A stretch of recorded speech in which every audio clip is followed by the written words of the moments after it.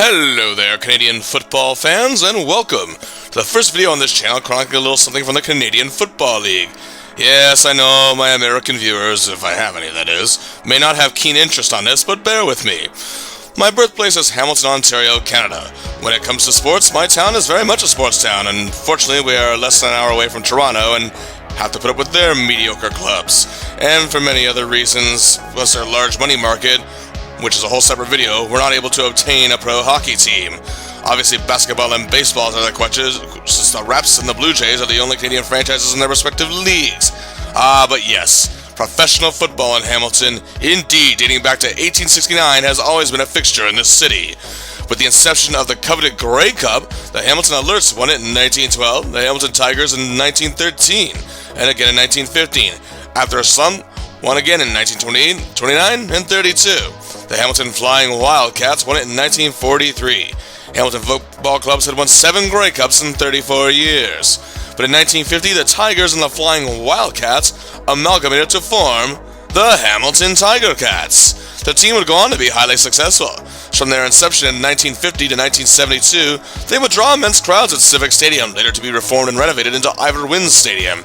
And in that period would appear in 12 Grey Cups, winning 6 of them, including 3 in the decade of the 1960s alone, where they had a team of all-star QB Bernie Faloney and a top-notch defense led by Iron Man Garney Henley and, of course, Big Ange. The team represented the working-class community of the Steel City. Many in the town felt that it was their team. The grit, hard work, and fighting will to win was the embodiment of the city of Hamilton. After their epic Grey Cup win at home in 1972, which is still a celebrated moment to this day, something happened. While fans were still coming, the team had faltered. Many of their legends had aged and retired. The team wasn't much of a contender, the decade of the 1970s. The Eastern Division was dominated by Montreal and Ottawa for the remainder of the decade. Not only did they win 2 Grey Cups each following 1972, but it was either one of them playing in the Grey Cup. The Cats were bought in 1978 by Harold Ballard. Yes, the miserable, racist, misogynistic, pig-headed douchebag that owned the Toronto Maple Leafs, and tanked them. But would Ballard tank the Ticats? Count on it. Well, he did score a huge coup, however, when signing rookie linebacker Ben Zambiasi in 1978. And then in 1979, trading for 3-time All-Star Tom Clements, who was a 3-time All-Star with the Ottawa Roughriders, who was struggling badly during a forgettable tenure in Saskatchewan. By Ballard's 3rd season as owner, the crowds were still coming, and while Clements took a year off to take a stab at the NFL in 1980, their amazing defense helped them to their first Grey Cup appearance since their win in 1972. However, they were defeated heavily by the Warren Moon-led Edmonton Eskimos, who took home their 3rd Grey Cup in a row. Despite this, Tiger Mania was still running wild in Hamilton in 1980, with big crowds and a loyal fan base. Yes, things were looking great going into 1981. They had traded for the right-stick Grover Covington, defensive end who belonged to the Montreal Alouettes, and also obtained the Owls' top receiver, Keith Baker. And to top it off, Tom Clements was returning as starting quarterback. The Tiger Cats at last look like a team that can give the Eskimos a run for their money, and they look great. They dominated the East. Well, yes, the East was pretty bad back then too, but either way, they roared through with an 11-4-1 win, and registered a team record 15 All-Stars. Unfortunately, they suffered a huge upset in the Eastern Final against the Ottawa Roughriders, led by J.C. Watts. Also, something happened that year. Old Pal Hal's greed took charge. Ivor Wynne Stadium was known for drawing nearly 25,000 fans a game at times in the near 30,000-seated stadium. Sometimes more for given games against the Argos mainly. Ballard jacked up box seat prices, and while many inexpensive parts of Ivor Wynne Stadium remained, the price increase made attendance plummet to below 20,000, some games drawing only as much as 14,000. This is a team, again, that was one of the best in the league. In 1982, Clements again was on fire despite problems getting the ball in the end zone early in the season. And that awesome defense also did their thing. However, they had trouble winning games due to their inability to get points at times, but still finished 8-7-1, second in the East. But again, this time in the Eastern semifinal, were upset by J.C. Watts and Ottawa for a second straight year. It didn't help that sometimes the city of Hamilton had a wishy-washy local economy. Good sometimes, bad in others, and Cats crowds were still dwindling. But as a matter of fact, this would be a problem that would run through the whole league. It was weird that greedy Hal thought a formula that worked for a rich city like Toronto and his lease would work for a working-class city such as Hamilton. This is where our story truly begins. 1983. Despite the fans venomously turning against Ballard, as many of the fans of the Cats were certainly Leaf fans to boot, they saw the same patterns. But the team, however, still looked solid on paper. In addition to Clements, they had a talented rookie running back joining the club from Liberty, Johnny Shepard. They had two amazing receivers in 1982, outstanding Canadian Rocky DiPietro and Keith Baker, coming off back-to-back 1,000-yard seasons in his own right, while the duo both recorded 1,000 yards in 1982. They had an offensive line led by Henry Waschuk, not just known for his awesome fishing shows on TSN at that point, but the team had lost some of their best offensive liners in the last couple of years. On special teams, you had the man they called Rufus, baby, Rufus Crawford, returning kicks, and one of the most efficient place kickers in the game, Bernie Ruoff. On the defensive side of things, Grover Covington and Mike Walker were up front rushing the passers. Leading the linebacking core was Ben Zambiasi, who had been an All-Canadian All-Star in all 5 seasons of his career at this point. John Priestner was a former All-Star himself, and now they had the underrated Leo Ezrins coming in from Winnipeg. And the defensive back core, Howard Fields, one of the best covermen in the game, and one of the biggest fan favorites on the team at the time, Felix Wright. However, they had lost 4-time All-Star David Shaw to the Winnipeg Blue Bombers. This one could be the biggest obstacle. The names I have listed off were engraved in Hamilton pop culture. These were the guys. The Ticats were a team that values not just their stars, but their players. Fan favorites as well, but the thing is, when you have character players, these Hamilton fans, despite the dwindling audience, loved their boys in black and gold, and revered almost anyone who suited up for this team. However, the team is running a 4-5-0 record going into a September 18th game at home against the Toronto Argonauts, who had become the toast of the East Division in the process. The Argos were 7-2 going into the game, and the Cats were coming off being crushed by the now 5-time defending Grey Cup champion, Edmonton Eskimos. Head coach Bud Riley was losing control of the team. The offensive line had fallen apart at the seams. Clements was suffering because of it, despite still racking up decent numbers. But this man was not playing like the 5-time All-Star that he is. Keith Baker was struggling to find his groove as well, dropping important passes. Rocky DiPietro also had trouble finding a groove. The only bright spot seemed to be rookie running back Johnny Shepard, one of the CFL's leaders in rushing. On defense, it was shocking. Their secondary was decent, but Shaw's absence was noted. The linebackers weren't gelling, and the pass rushers weren't doing their thing like they used to. But they had beaten the Argos earlier in the season, so a win over their division rivals, as they claimed a second place on national TV, could garner major momentum. It was not to be. The Cats turned over the ball 5 times. Clements was a disaster. The Argos completely decimated the Ticats 50-16 at Iverwin Stadium in front of the largest crowd of the year at that point, 25,000. Clements threw 3 picks, Shepard was held at bay, and the Cats only had 9 first downs. The Argos dominated the time of possession and moved to 8-2 on the season. The Hamilton media was ferocious. Bud Riley knew his job was in jeopardy. It would also be the last game Tom Clements would play as a Ticat. Shortly after that disastrous outing, a huge blockbuster swap was made. The Ticats sent Tom Clements to the Winnipeg Blue Bombers in exchange for another All-Star, quarterback Dieter Brock. This infuriated many Ticat fans, feeling that Clements was being scapegoated, as in Winnipeg fans there were angry about Brock as well. However, there was a vocal minority that felt it was time for Clements to go, and that he hadn't won a single playoff game in Hamilton in his prior 3 seasons with the team. And yes, some Winnipeg shall we say, brain trust was getting frustrated with Brock. Despite being a highly successful player in his own right, he was never able to get the Bombers into the Grey Cup during his 10 seasons there. But he still brings a lot with him. Nearly 30,000 career passing yards, 187 touchdown passes, 2 back-to-back Shenley Awards for the CFL's most outstanding player in 1980 and 81. He was an All-Canadian All-Star in both seasons, and also a 3-time Divisional All-Star. He led the CFL in passing yards 3 times, led the CFL in completions also 3 times, and led in touchdowns 4 times. Brock's biggest curse was being in the same division of the Eskimos and being unable to take them down. The Bombers felt Clements had a better chance of doing so. However, Brock was struggling himself somewhat in the 1983 season, as the Bombers were still doing well actually at 6-4-0. Brock's completion percentage was down significantly at a near-career low. Dieter Brock would make his debut as a Ticat on September 25, 1983 in a road game against Ottawa, and while Brock and the Cats played well, they came up short in a 29-25 loss. Brock completed 20 of his passes and tossed 2 TDs, and didn't turn over the ball, and connected well with Baker and DiPietro. The day before that game, Clements made his debut with the Bombers and threw 2 TD passes, and was named Offensive Player of the Week. But Brock's Hamilton debut at home wasn't going to be an easy one. It was going to be against his old team, and Clements was coming back to Hamilton. Brock did get a decent homecoming from Ticats fans, and he wasn't really jeered or anything, but wasn't exactly given a hero's welcome either. However, Tom Clements got a really nice reception, pretty much welcomed back with open arms. As on October 1st, 1983, their second largest crowd of the year to see the first ever showdown between these two since the trade. The pressure had to be mounting on both sides, as local media coverage spent a lot of time building this game up. However, the game would be a huge disappointment for Ticats fans and the team. Neither QB actually really played all that well. It was mainly the running game between the two star rookies that took center stage, Johnny Shepard and Willard Reeves. And the Cats have now lost 4 in a row. The Cat offensive line had now faltered, and Brock threw 2 picks. The Tiger Cats have slipped to third, and Bud Riley would lose his job soon after. The Cats would hire Al Bruno in the interim, the director of player personnel since the 1982 season, and famously spent 10 years as the offensive coordinator in Harvard University's football program. Bruno's first game as a coach resulted in a win over the lowly Saskatchewan Roughriders, but Brock was playing like himself, and the Cats took the game 34-22, breaking their losing streak and giving Brock his first win as a Ticat. Then a team would drop the next 2 games to BC on the road and then Calgary at home by horrendous scores of 41-16 and 35-12 respectively. Brock was scapegoated immensely. Going into the last game of the season, the Ticats would literally have to fight for their playoff spot against the Montreal Concords, who were tied with them for third place in the East.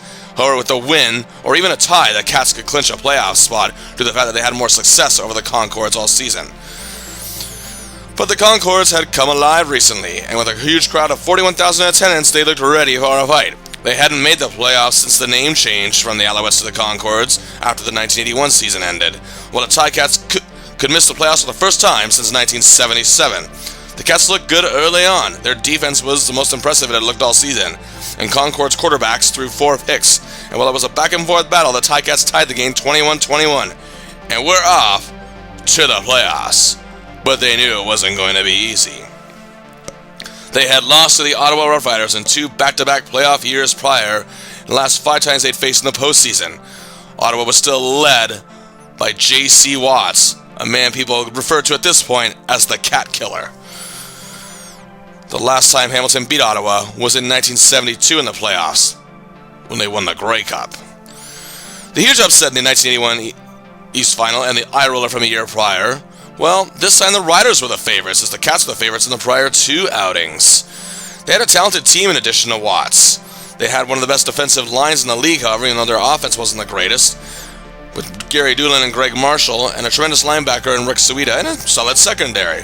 The Riders took an early lead. They had an 8-8 record that season, so were still better than the Ticats. But Brock took command in the second quarter, and the foot of Bernie Ruoff was also key, as the Cats lead 21-18 at the half.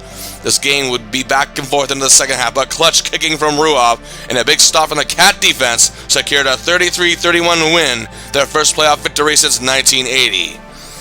This time the Cats were the one to pull off the upset. Brock played his best game so far, throwing just 10 incompletions and no picks, while Keith Baker had a huge game. Also, Mike Walker pressured J.C. Watts all game and got to him twice. But more importantly, the Cats now have a date with their heated rivals, the dominant Toronto Argonauts in the Eastern Final. The Argos were the proverbial laughingstock of the CFL for the better part of a decade, until the rebuilding phase of the 1980s commenced. Led by the acquisition of QB's all-star duo, Condrich Holloway and Joe Barnes. They had running back Cedric Minter, wideout Terry Greer, who set a professional football record with 2,000 yards receiving. Slotback Emmanuel Tolbert racked up over 1,000 yards, and a potent offensive line led by Dan Faroni. A brutalizing defensive line bolstered by Rick Moore, Franklin King, and late-season acquisition James Curry. Linebacker Willie Mitchell and the best secondary in the league, Carl Braisley, Ken McEachran, Darrell Wilson, and former Ticat Leroy Paul. Topping it off, punter and place kicker Hank Alisic. The Cats shocked the Argos, looking like the team they were on paper, taking a huge 15-1 lead. The Argos made more of a game of it by the second quarter, but the Cats still led by a TD at the half, 23-16. And going into the fourth quarter, they led 33-23. Could it be the Ticats could pull one of the biggest upsets in CFL history? The Cats, however, had trouble moving the ball in the fourth quarter as the Argos defense tightened up, and a terribly controversial and somewhat idiotic interference call set up the Argos with just 27 seconds to play. And then they're down 36-34. Cedric Minter plunged in from 2 yards out to give the Argos the lead, 41-36. Sadly, a bobbled snap on the first play the Ticats had from scrimmage after that touchdown resulted in a fumble recovery by the Argos. The Cinderella story was not to be. The Cats would lose. Brock, however, was not scapegoated for the loss, but it was certainly a heartbreaker, as the Argos would go on to beat the BC Lions to win the Grey Cup, ending a 31-year drought, the longest in the league at the time. I'm sure it was the year the Ticats would rather forget. However, there seemed to be some glimmer of hope with their playoff performance and seemed to respond well to interim coach Al Bruno, who would now be given the job full-time. Johnny Shepard was second in the CFL in rushing and one of only 2 players to reach 1,000 yards that year. Ron Johnson finished 10th in the CFL in receiving, while Keith Baker finished just outside of the top 10 at 11th.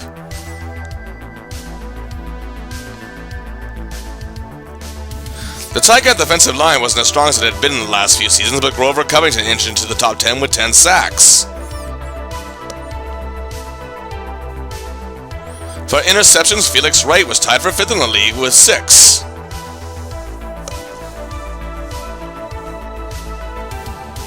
For special teams, the rookie sensation Johnny Shepard was 4th in the league in kick return yards. And Bernie Ruoff had another stellar season, finishing 3rd in punting yard average with 47.4 yards per punt. And then in overall kicking points, Ruoff was also 3rd in that category with 149 points. The Ticats just had 4 division All-Stars that season: Shepard, Baker, Ruoff, and Fields. For Ruoff, it was his 4th straight All-Star selection, as he had been picked every year since joining the Ticats in 1980. For Baker, it was his 4th straight as well, and 3rd as a Tiger Cat. And for Howard Fields, his 2nd consecutive and overall All-Star selection. And for the first time in his 6-season career, Ben Zambiasi failed to achieve All-Star status, and the only one selected as an All-Canadian All-Star was Johnny Shepard.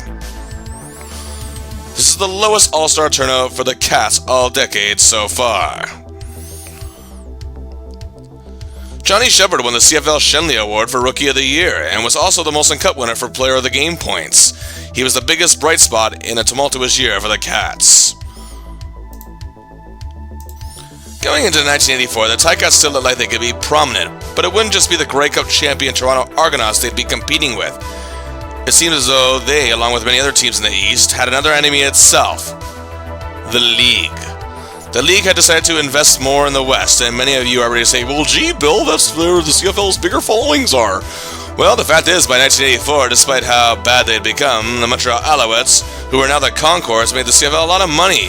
Back in the day, that is, of course, but bad ownership and dwindling league interest, well, kind of hindered them. The CFL was somewhat good to them because they could still draw crowds at Grey Cups. The Ottawa Rough Riders' attendance was wishy-washy, as they, like the Cats, suffered from questionable ownership, as Ballard's greed had a deeply negative effect on the Ticats financially. So, of course, Toronto was where the CFL was going to focus and invest in the East. And hey, I get it. It's a big money city. And it is slightly understandable. The Argos were still drawing great crowds, and had just won the Grey Cup. The CFL's media division made sure the majority of the focus was on Toronto. The more things change, right? And, yeah, well, here we go. On paper, the Ticats had one of the greatest QBs of all time, who looked at last to be fully embraced by the city. They had the running back of the future, an offense that had potential but needed some fine-tuning. The defense wasn't bad at all, they just had a bad year, but the secondary was definitely suffering without David Shaw.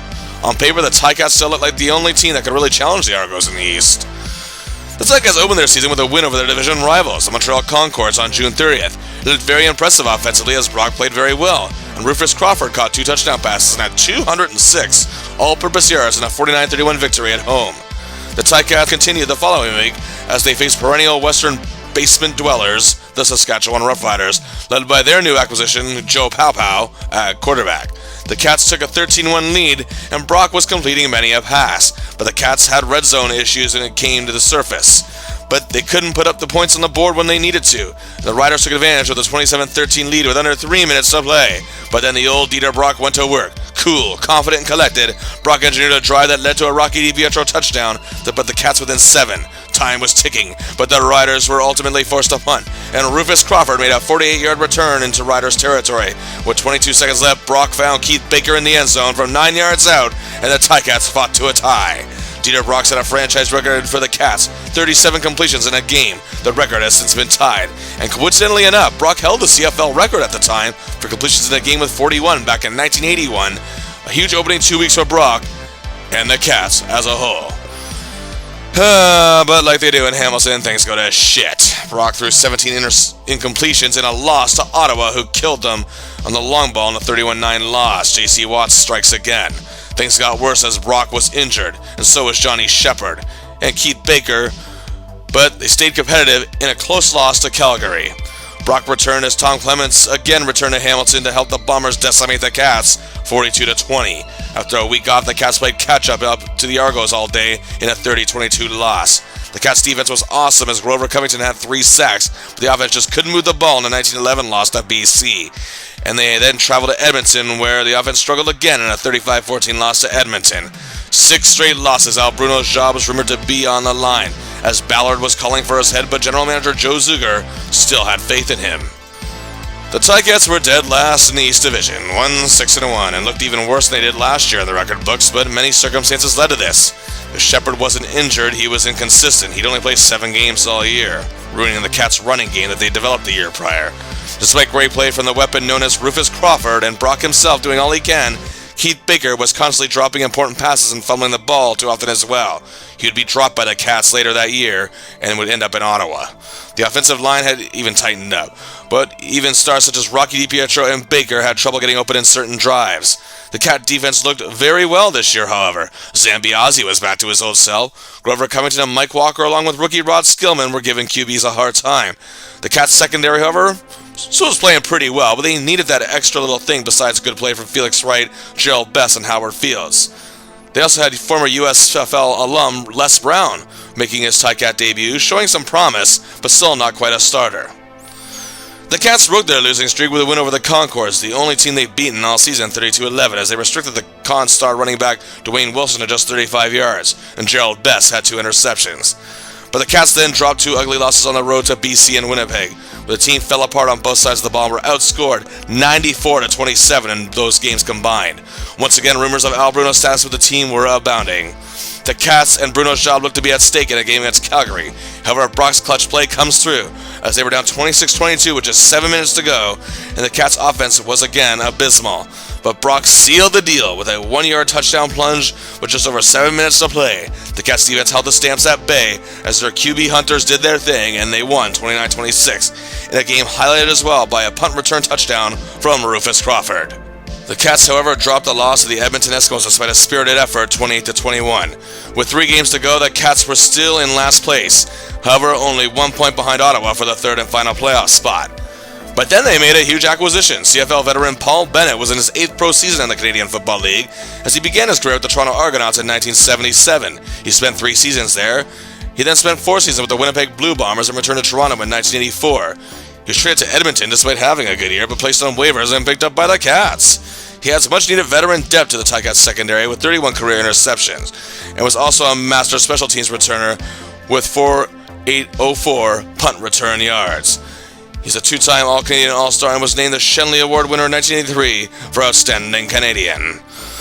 The Ticats took a huge 31-8 win on the road against Saskatchewan, moving him into 3rd place. They then took on Ottawa in a huge game where Bernie Ruoff had 14 kicking points, and the Cats officially clinched the playoffs as Ottawa will miss the postseason for the first time since 1970. And the Argos, who had already clinched the division, sat some of their star offensive players out, but the Cats had their number on this day, as their defense shocked the Argos 25-20 on the road. But the story was Rufus Crawford. He set a CFL record that year of 2,895 all-purpose yards in a single season. For Crawford, who was told he'd never make it in any world of pro football, this was a huge achievement, and he would be a finalist for the Shenley Award for the CFL's most outstanding player, and was also the Ticats Molson Cup winner that year. Dieter Brock led the CFL in passing yards with 3,966, and that is the 4th time in his career that he has led the league in that category. Also, he led the league in completions with 320, the 4th time he led the league in that category as well. In terms of receiving, Rocky DiPietro reached 1,000 yards for the 2nd time in his career and finished 7th in the league in that category. On the defensive side of things, Gerald Best led the entire CFL with 12 interceptions, on a Ticats secondary who drastically improved with 34 interceptions, second best in the entire league, only behind the Winnipeg Blue Bombers. Grover Covington was fourth in the league with a career-high 18.5 sacks, as the Ticats totaled 60 sacks for third in the league and best in the East. On special teams, Rufus Crawford, to the surprise of literally no one, led the league in punt return yards with 1,107, dominating special teams all season. And he was third in the league in kick return yards as well. Truly a marvel for this Ticat team, and beloved among the fans.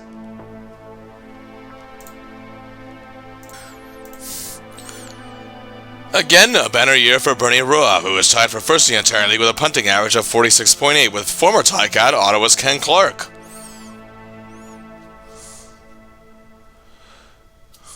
He was also fourth in CFL kicking points as well. Yes, indeed, the second-place Ticats would rack up a fair bit of divisional all-stars. Yeah, they should anyway, right? Yes, they had a total of 5. Wait, 5? The Concords, who had the same record as the Cats, had 8.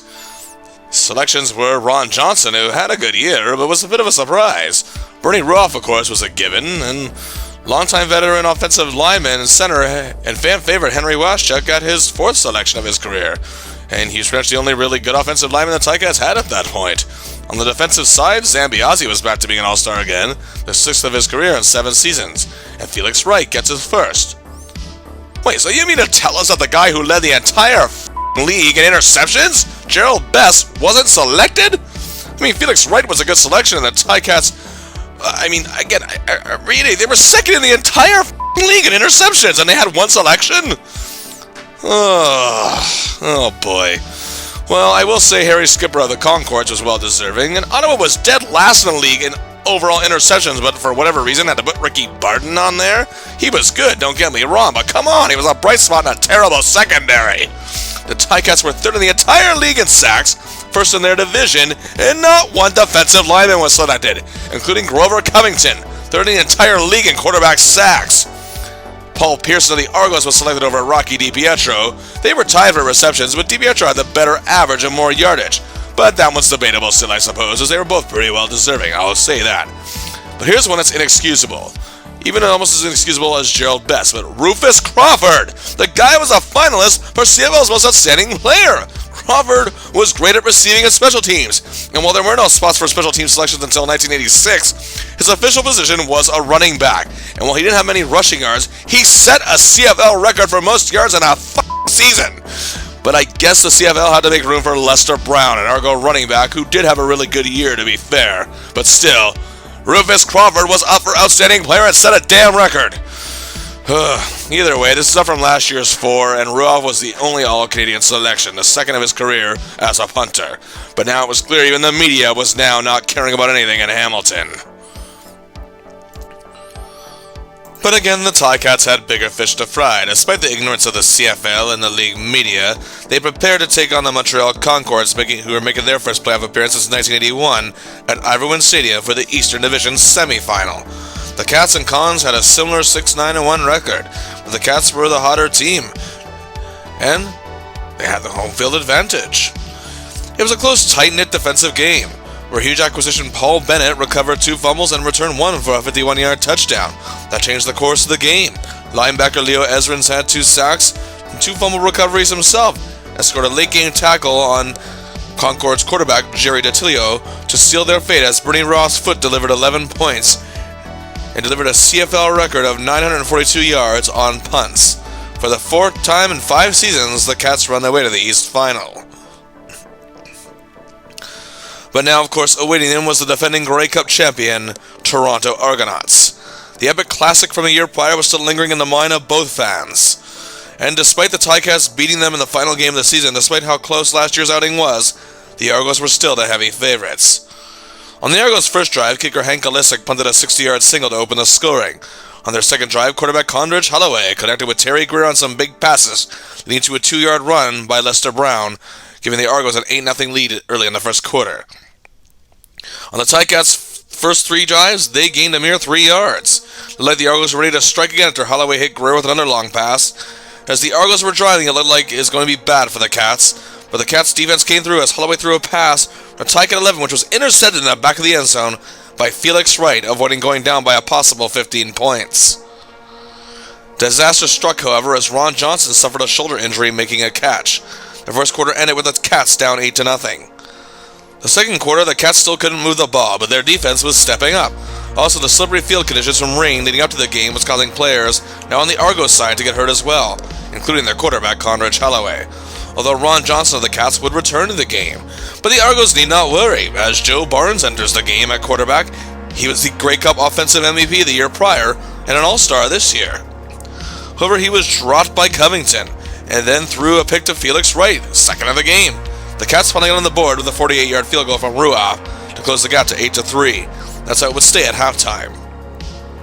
In the third quarter, more players were getting hurt on both sides, but both teams' defenses were on their game. However, the foot of Bernie Ruoff continued to be the biggest factor like it was the week before, as a drive by Brock that killed decent time off the clock led to Ruoff cutting the gap with a punt single. It's now 8-4 Argos. The Argos are messing up with numerous holding calls to boot, and another good, precise, and methodical drive by the Cats led Ruoff to attempt a 56-yard field goal and make it another CFL record by Ruoff. The Cats' strategy, as weird as it may be, was working. They now only trail by a point. And on the second play for the Argos on the next drive from scrimmage, Barnes throws a pick to Felix Wright, his third of the game. However, the Cats would suffer a scare as Dieter Brock would hurt his ankle on James Curry's fourth sack of the game. But then in a reversal of fortune, Barnes on the first play of the next drive threw another pick to, you guessed it, Felix Wright. 4 interceptions.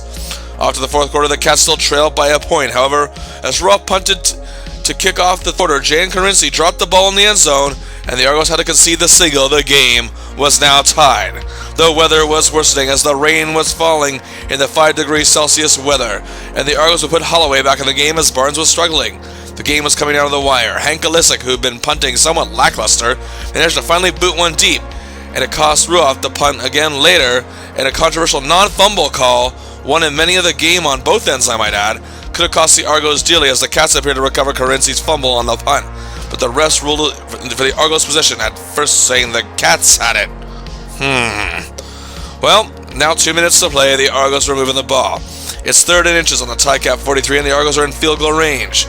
Now 54 seconds to play. By God, another questionable call that could cost the Cats 2 years in a row. However, the Argos head coach Bobo Bilovich failed to call a timeout as the clock ran down to 4 seconds, and the team finally did. Instead of attempting to get Alisic closer for an easier field goal, they now only have time for one play. Well, Obi didn't have faith in Alisic to kick a game-winning field goal, so he was hoping for a game-winning punt single. Wait, what? Anyway, Alisic did have a really good punt late in the fourth, but was barely averaging 40 yards a punt in this game, and lo and behold, fell short of the end zone. We're off to overtime. Back then, overtime was non-sudden death halves, 10 minutes each. The Cats were buried deep to start the first overtime half, and the Argos looked ready to capitalize on their next possession.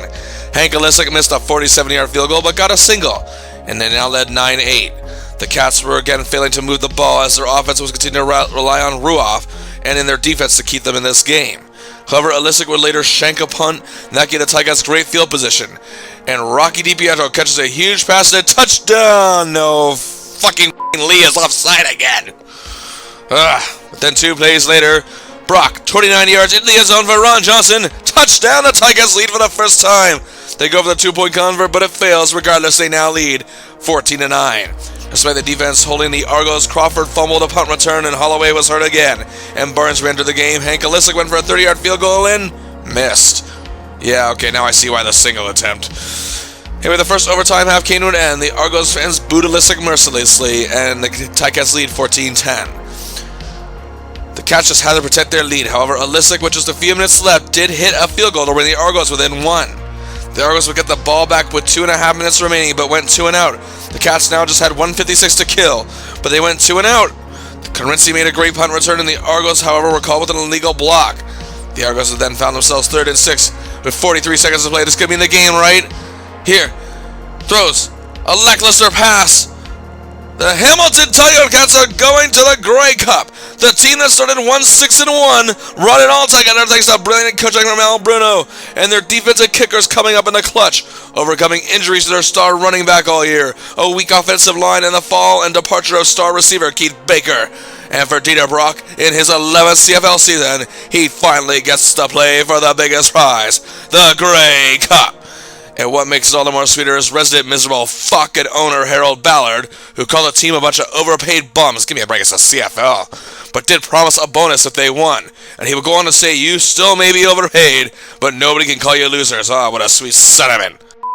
Asshole. Anyway, Grover Covington would say to the cameras in the locker room on Channel 11 CHH in Hamilton, the overpaid bums are going to the Grey Cup. Haha. Despite Hamilton's lack of offensive prowess in these playoffs, the old adage of defense wins championships could very well come true in just one more week. Felix Wright and Leo Ezrins played the game of their lives, as did Bernie Ruoff. And now the 72nd Grey Cup, and how fitting. Awaiting them is their former QB Tom Clements and the Winnipeg Blue Bombers. The Bombers had a much less rocky trip to the big game, finishing 11-4-1, which was actually only good enough for second place in the West. Clements was an all-star for the sixth time in his illustrious career. The CFL's leading rusher and Winter League's outstanding player Willard Reeves, he had rushed for over 1,700 yards. They had the best receiving corps in the league, led by Joe Poplawski, and two 1,000-yard catchers Jeff Boyd and the ever-exciting James Murphy. Up front, you had an offensive line with all-stars Chris Walby, Nick Bastaja, and CFL's most outstanding offensive lineman, veteran John Bonk, who won a Grey Cup as a rookie with the Hamilton Tiger Cats in 1972, their last win. On special teams, they had the most strategic punter in the league, all-star Bob Cameron, and place kicker Trevor Kennard. On the defensive side of things, the Bombers had rivaled the Cats big time. Up front in the trenches, you had fan favorites Stan Mikawoos, Tony Norman, and backing them, linebacker and all-star QB hunter Tyrone Jones. Also, you had Frank Robinson and all-star Aaron Brown on the core. In the secondary, Donovan Rose, Scott Flagel, and all-stars Ken Haley, and former Tiger Cat David Shaw. The Bombers' trip to the Grey Cup was easier as well. They decimated Edmonton 55-20 in the East semifinal and shocked BC with a 31-14 win in the East final in Vancouver. The Cats were heavy underdogs. They hadn't beaten the Bombers since the Clements-Brock trade. Both teams' defenses are capable of winning, but the Bombers had the better offense. The Cats will not let that destroy their ferocity and are preparing heavily for this big chance. The date is November 18, 1984. The site, Commonwealth Stadium in Edmonton. Neither team got anything going on their opening drive. However, on the second drive, Brock hit DiPietro with a long pass to the Winnipeg 23. DiPietro made another big catch to give them a first down and draw them closer. Then after a loss of a couple yards, Dieter Brock, with no one to throw to, saw his opening and made a 15-yard scamper. Touchdown, Tiger Cats! And on the first play of the next drive, interception by, you guessed it, Felix Wright. The Cats drive down to the 7-yard line, and then Brock to Rock E. Touchdown, 14-0 Cats. This is huge. What do you say, folks, huh? The Bombers would get a field goal from Kennard, and that's how the first quarter would end. 14-3 Cats, and nobody could believe it. So what do you think, Cat fans, huh? Brock for Offensive Player of the Game, Wright for Defensive Player of the Game, Rocky for Canadian Player of the Game? I think so, and in the second quarter, this time, Mark Streeter picks up Tom Clements, runs it back to the 32, which was set up a Bernie Ruoff field goal, 17-3. The Cinderella story is about to come true. Oh, how sweet. Oh, okay, well, Kennard gets a field goal, so it's 17-6 now, but it's all good. On the road to victor, David Shaw intercepts the ball. Willard Reeves plunges in from a few yards out. Okay, don't panic, Cats. We're still up by 4, 17-13, and Poplawski got a touchdown? What's going on here? We now trail 20-17? Well, okay, no need to panic. The big turning point moment still needs to happen, and yeah, there it is. Tyrone Jones hits Brock. Stan Mikawoos recovers the fumble to return for a touchdown. Seal the Ticats' fate. The Bombers led 27-17 at that point, 30-17 at the half, and would win 47-17. Their first Grey Cup since 1962, ending at what at that point was the longest active slump in the CFL. A rough and brutal end to what was an exciting run. The Cats just couldn't get anything going. They couldn't take on the Bombers or the rough field conditions. Even Bernie Ruoff was off his punting game. But regardless, the Cats have a lot to be proud of. Getting there was an immense battle itself, so now they can strive to make themselves better to win it.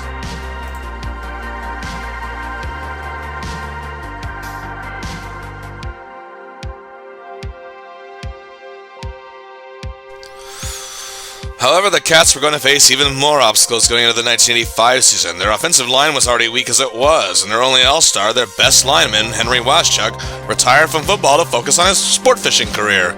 What? No, I'm serious. I mentioned this earlier. That's the guy you see on TSN when you're flicking channels over the past 35 years, and he's been very successful at it to boot. Anyway, they'd also lose Ron Johnson to the USFL, and he'd go on to play 5 seasons, however, in the NFL for the Philadelphia Eagles. Also, the biggest losses, Felix Wright and Dieter Brock both went to the NFL. Brock played 1 season with the Los Angeles Rams in 1985 and got them to the playoffs. Brock was just 1 win away from actually appearing in the Super Bowl a year after he was in the Grey Cup. But they'd lose and be dominated by the eventual champion Bears. Brock would retire shortly after. Whereas Felix Wright would actually become a big part of those Cleveland Browns teams for 6 seasons. You know, those teams that got oh so close, but damn the Denver Broncos teams. And became a huge fan favorite in Cleveland. Even led the NFL in interceptions with 9 in 1989. He'd have brief stints in Minnesota and Kansas City before retiring from football in 1993. Veteran Marv Alaming would take over at center for the Cats due to Waschuk's departure. Les Brown out of Colorado State, who saw some action last season mainly on special teams, would now move to a starting position. But the Cats also snagged Donovan Rose, fresh off a Grey Cup appearance and win with the Winnipeg Blue Bombers. And their new QB? Jeff Tedford, a star quarterback from Fresno State in his college days, who spent the prior 2 seasons on the Ticats roster learning the ropes. Skeptics felt Tedford wasn't ready for the role, and despite their Cinderella run, the offense looked even worse than it did last season. As a matter of fact, there are many thinking the Ticats would barely win 3 games all year.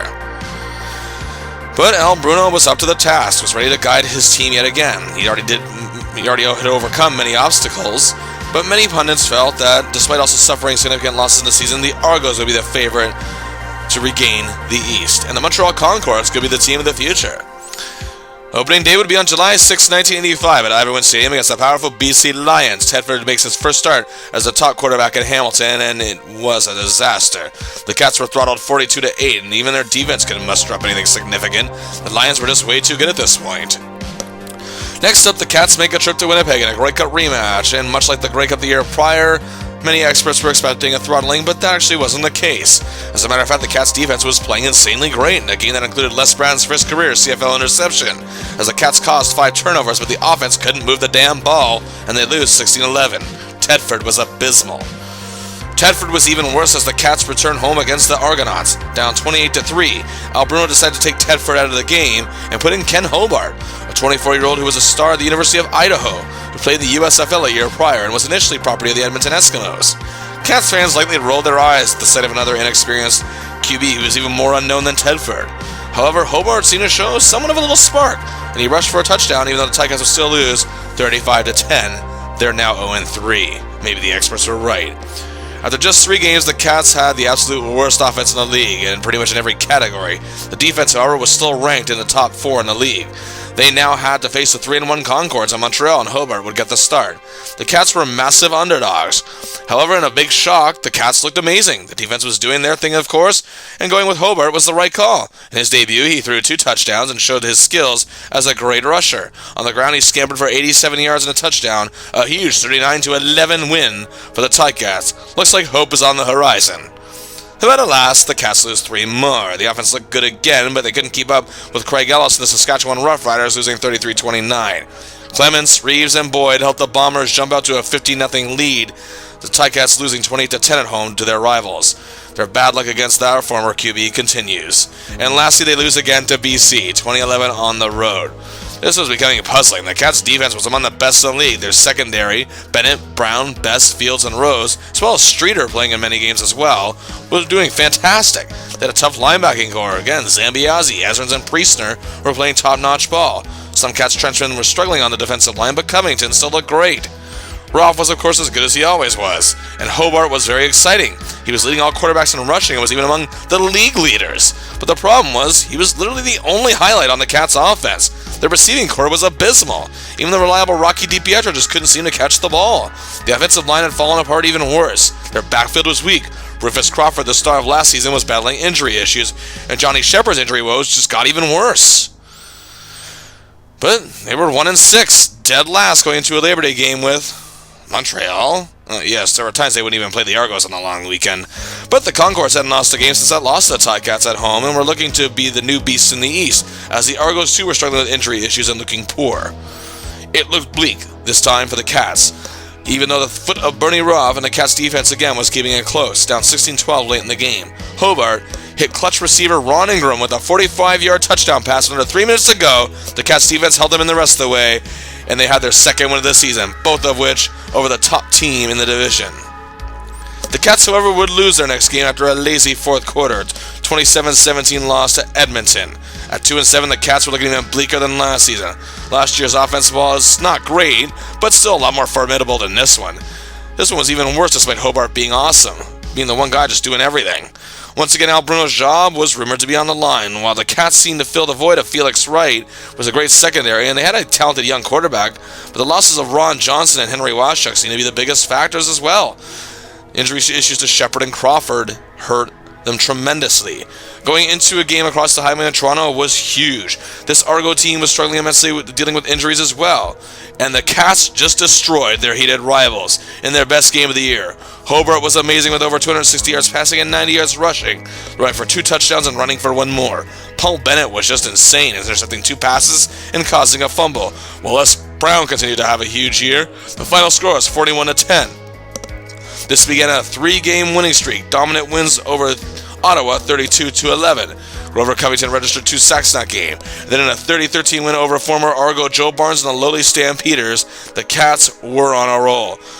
The Cats' offense, while still having its flaws, was the best it had been all year. Receiver Steve Stapler was coming alive, Rocky DiPietro looked more like himself, and Hobart was on fire as his passing game was improving to boot. The Cats moved to 5-7.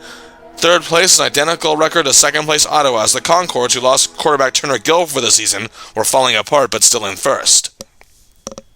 It seemed the Cats, once again after a bad start, were overcoming obstacles, and Bruno was bringing them together to be a contender. Next battle, however, was a team that was their Achilles heel for many years, as they were ready to host a home game with the Edmonton Eskimos. As a matter of fact, Eskimos quarterback Matt Dunnigan, who was having a banner year, had set the CFL record the year prior with 732 yards, the most rushing yards by a quarterback ever. Ken Hobart just had over 700 going into this game. He could break it on this night. The Eskies were a deep team. Dunnigan had one of the best receivers of all time in Brian Kelly, and their defense highlighted by all-star linebacker Dangerous Dan Bass. The Cats haven't beaten the Eskimos since 1977, and were confident they could do it on this night. Both teams' defenses came out guns a-blazing. The Cats had Dunnigan's number, but the Eskimos had Hobart's. Both defenses were on display.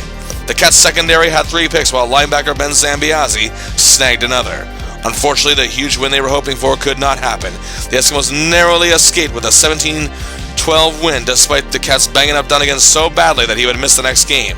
Hobart didn't get the record, but he was all ready to set it. And indeed, Hobart would set the record on the very next game, as the Cats gave the Iverwin faithful a lot to cheer for as they dominated 51-14 over Saskatchewan, as Hobart's new mark of 778 yards rushing that season was a new CFL record set by a quarterback. The Cats then went into an important game with the Ottawa Rough Riders, who just needed 1 win to clinch the division, but J.C. Watts played one of the worst games of his career. Les Brown had 2 picks, Bennett had 1, so did Donovan Rose, so did Mark Streeter, and so did Leo Ezrins. A huge 36-4 win. Another big game from Grover Covington. The Cats can still win the division. Just before the season was nearing its finish, however, the Cats made a huge acquisition. They want to give Hobart all the room that he can to run in the playoffs, so they made their offensive line look even better, and signed free agent Miles Gorell. Gorell was playing his 8th CFL season. He began his career forming a great offensive line in Calgary, and would usually partner up with a guy such as Lloyd Fairbanks. However, after departing Calgary during the 1982 season, he spent a cup of coffee with Ottawa, but then landed in Montreal that same 1982 season. He'd be a divisional all-star in 1983 and 84, but in 1985, the Concords felt he'd become a liability. Their loss was a Ticats game, and their O-line looked better as the playoffs approached. Going into the final game of the season, the Cats were 7-8 and had their ticket to the playoffs punched. And the day before the game, Ottawa lost their final one of the season and fell to 7-9, meaning they cannot clinch first place, while the Cats can do so with the win and will clinch first place and abide in the Eastern Final, regardless of the outcome of Montreal's upcoming game, as the Cats have dominated them all season. Awaiting the Cats were the lowly Calgary Stampeders, entering the game at 3-12. It was a rainy night at Iverwin, but it was all sunshine and roses for the Cats, whose defense gave them a 21-17 win. Covington again was on fire, and Hobart had 90 yards on the ground. The Ticats finished 8-8 after a 2-7 start, going 6-1 in their final 7 games, their first 500 record since 1982, and their first regular season division title since 1981. Hell, Bruno, you son of a gun, you did it again. Now let's see how the Cats fared in statistical categories and awards, shall we? Hobart's passing statistics in terms of yardage and completion percentage may not have been anything to celebrate. However, his 19 touchdown passes were tied for second in the league with Edmonton All-Star Matt Dunnigan. Hobart knew how to come up in the clutch at the right times in the air. Well, of course, we all know where Hobart excelled, and that was on the ground. A CFL record for a quarterback, 928 yards, since has been broken. However, that was good enough for third in the league, in a year where other quarterbacks such as Matt Dunnigan and J.C. Watts also produced a number in that category. Hobart would also be a finalist for the Shenley Award for Most Outstanding Player, losing to BC's Mervyn Fernandez. What a year for this kid phenom. Barely anyone in Hamilton knew about going into the season. He was also the Ticats Molson Cup winner that year. On the defensive side of things, Grover Covington would lead the CFL in sacks for the first time in his career with 16 even, while Mitchell Price of the Cats was tied for 7th in the league with 10. But of course, the story of the Ticats defense that year was their secondary. Both Paul Bennett and Les Brown snagged 12 picks, tied for the league lead in that category. As a matter of fact, the Ticats team as a whole intercepted 47 passes. At that time, a CFL record for most interceptions by a team in a year. Les Brown became the breakout star for the Ticats this year, and Bennett found himself as a finalist for not one but 2 Shenley Awards. Most Outstanding Canadian, which he won in 1983, and for the first time in his career, Most Outstanding Defensive Player. He lost the defensive award to Tyrone Jones of Winnipeg, but won his second Outstanding Canadian award. The last Ticat to win it was just back in 1982, being Rocky DiPietro. On special teams, Paul Bennett was 5th in the league in punt return yardage, which makes his epic season all the more amazing. Howard Fields was 3rd in kick return yardage, as both were able to come up big, especially with Rufus Crawford missing 6 games this season.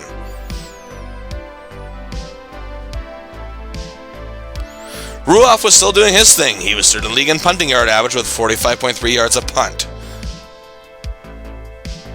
He was also 3rd in the league, scoring 143 points on the board. Oh yes, that means there were no snubs this year for All-Star selections. Ken Hobart was selected as QB, the first Ticat QB since Tom Clements in 1981 to receive the honor. Steve Stabler, the wide receiver who broke out with a big year in the second half of the season, gets his first. 11th-season veteran Marv Alaming moving him to center to replace Henry Washuk was the right call, as he finally achieves his first All-Star selection. And of course, Bernie Ruoff was there once again as kicker, his 6th consecutive All-Star selection. Grover Covington, after being questionably omitted last year, is included and receives his first selection since 1981. Relentless linebacker Ben Zambiazzi achieves his 7th selection of his career. And of course, that record-setting Ticat secondary is well represented this year. Paul Bennett achieves his 3rd, Les Brown gets his 1st, while Howard Fields gets his 3rd. And the beauty of this is that all 5 defensive selections were selected as All-Canadian All-Stars. Bennett his 3rd, for Brown his 1st, also the 1st for Fields and Covington, and the 6th for Zambiazzi, and his 1st since 1982. It is their 2nd highest All-Star total divisionally all decades since 1981, and their best All-Canadian representation in the decade ever, and the best since 1976, the last time they had 5 selections on an All-Canadian team. So the Montreal Concords were able to down the Ottawa Friars 30-20, so for the first time since 1980, Montreal and Hamilton will fight for the Eastern title. Montreal hadn't beaten Hamilton in the playoffs since 1978. This Cons team finished with an 8-8 record, but had a late season collapse after quarterback Turner Gill suffered multiple concussions, which would sadly end the young quarterback's career. They reacquired a man the Ticats are very familiar with, former Argo All-Star and Grey Cup MVP Joe Barnes. Barnes is very familiar to Montreal fans, starting the Grey Cup for them in 78 and 79 and losing causes. But his playoff experience is just what the Concords need. He was sharp against Ottawa last week to boot. The Cats of course won both outings against them in the regular season. The Cats couldn't be stopped. The whole game, the commentators from CTV praised the Ticats for growing as a team. They dominated the first part of the game, going up 29-3. Montreal did make a bit of a game of it later, closing the gap to 10 points at 36-26, but then Hobart played the game of his life, going 22 for 29 for 396 yards, and tying a CFL playoff record with 5 touchdown passes, including the 156-yard strike that sealed Montreal's fate and ended the game 50-26. The Cat defense was brilliant. Grover Covington led the way as the Cats sacked Barnes 9 times, and the Ticats were going back to the Grey Cup. Like I said earlier, it looked like the Cats may not even win 3 games all year on paper, and because of their many changes. Despite a good-looking defense, the offense looked lifeless, but as the season wore on, Hobart and company picked things up. This is a Cat team that is a million times better than the one who made the miracle run last season, and this time, it'll be a ball game. Awaiting the Cats in the Grey Cup in Montreal would be the dominant BC Lions, who finished the year 13-3. Coached by the great Don Matthews, the Lions were a team who were always on the cusp of greatness these past few years, but couldn't win the big one. They now had the longest Grey Cup drought in the CFL themselves, 21 years. Their last win in 1964, which was over the Ticats. Their defense was quick and efficient, including sackmaster James "Quick" Parker. Great linemen such as fan favorite Rick Klassen and all-star rookie Michael Gray, who won the CFL's Outstanding Rookie Award. They had linebackers Kevin Konar and Glenn Jackson, and a defensive secondary who's one of the few in the league to rival the Cats. Mel Bird, Larry Crawford, and Mr. Excitement, Darnell Clash, who was also their big punt returner. And speaking of punts as well as kicks, Louis Pasaglia could do it all for the Lions. Lions' offense was also very exciting, led by QB Roy DeWalt, the CFL's leading passer in several categories. Protecting him, he had a talented offensive line led by veteran Al Wilson and John Blaine. To top it off, they had the CFL's second leading rusher, Kevan Jenkins, and a receiving core of Jim Sandusky, and the CFL's most outstanding wideout, Mervin Fernandez. But BC had a huge problem going into this game. Fernandez was hurt, and so was Jenkins. Advantage Ticats. Replacing Jenkins would be Freddie Sims, and Ned Armour would be replacing Fernandez. And here we go. The Grey Cup. The Ticats look poised and ready. There's no way the Lions will win this game with Ned Armour, the guy substituting for the best receiver in the game, with an 84-yard touchdown pass from DeWalt. Oh, okay, calm down, Bill, calm down. Pasaglia just added a field goal. Well, hey, that's the worst damage he'll do tonight, I guess. It's 10-0 Lions after the first quarter. Pasaglia adds another field goal, and it's 13-0. But oh yes, the inexperience of the substitute players at last comes into play. Freddie Sims fumbled, and it's recovered by the Ticats at the BC 50.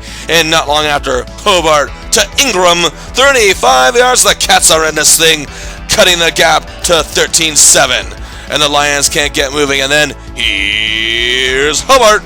Breaking away from his own 33, he runs all the way to the BC 15, a 62-yard run, and a couple plays later, a leapy Johnny Shepard, 14-13 Cats, yes, oh, the dream is on its way to becoming true, oh, I believe so, and oh, yes, and the Lions are forced to punt, and Grover and Mitchell are rushing to block it, and Pasaglia takes off. First down, what? Okay, well, there's no way any more damage can... A 59-yard touchdown pass in Ned Armour? Where the hell did this guy come from? 2014. Okay. We're still very much not in this game. Parker is killing Hobart. And Pasaglia adds one more field goal, 23-14 at the half. Yes, it's the Lions rest of the way to field goals by Pasaglia. Now we're down by 15. Ruoff closes the gap to 11 in the fourth. Maybe there's some hope. Nope. That would be a 66-yard pass, this time to Jim Sandusky, en route to a 37-24 victory. The Lions' defense was all over Hobart the rest of the game, and the Cats' amazing secondary was getting burnt constantly on the long ball. The Lions end their slump and win the Grey Cup. Roy DeWalt is the offensive player of the game, and Ned Armour proved to be a very formidable backup. Even Freddie Sims had nearly 90 yards on the ground in Jenkins' place. Pasaglia was, of course, named Canadian MVP of this big day, and Parker was the defensive MVP in the fourth Grey Cup of his career to boot. The Ticats again overcame a lot. The odds were against them again, but the losses of Brock, Waschuk, Johnson, and Wright looked to be way too much for them to overcome. The offense on paper looked like the worst in the league, and for a while it was. But Hobart carried the load, and as the season wore on, everyone got better. Alberto's relationship with his players strengthened even further. But now the Cats are just downright sick of losing the big one after being just happy to be there the prior year.